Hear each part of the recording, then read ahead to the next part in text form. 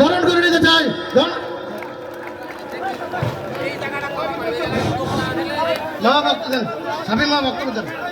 আজকের এই 5ই আগস্টের এই পর্যায়ে রাজশাহী জেলা তাঁতি দলের সংগ্রামী সভাপতি কুতুবুদ্দিন বাদশা ভাই এবং সাধারণ সম্পাদক এম এ মোহিত খান ভাই উপস্থিত হয়েছেন। আমরা করতালি দিয়ে তাদেরকে বরণ করতে চাই। ধন্যবাদ।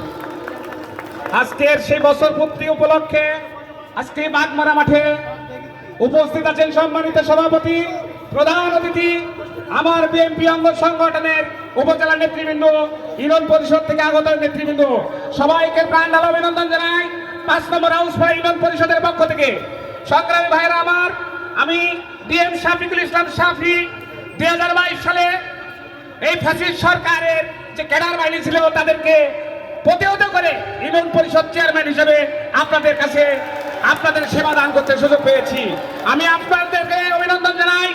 এই বাগমারা থানায় একটি কথাই খালি বলতে চাই, অনেকগুলো ইউটিউবে মোবাইলে হুমকি দেওয়া হচ্ছে।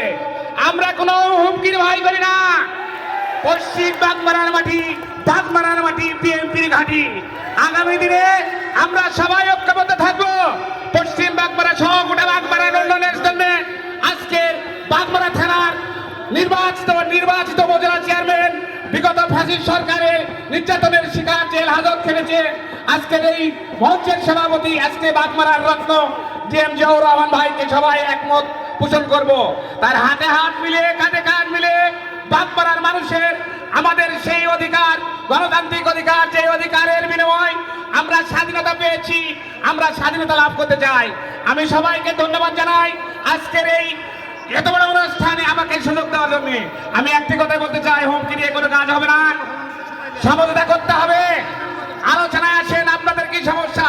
আজকের এই আসরে যারা উপস্থিত হয়েছেন বিগত ফ্যাসিস্ট সরকারের নির্যাতিত নেতারাই।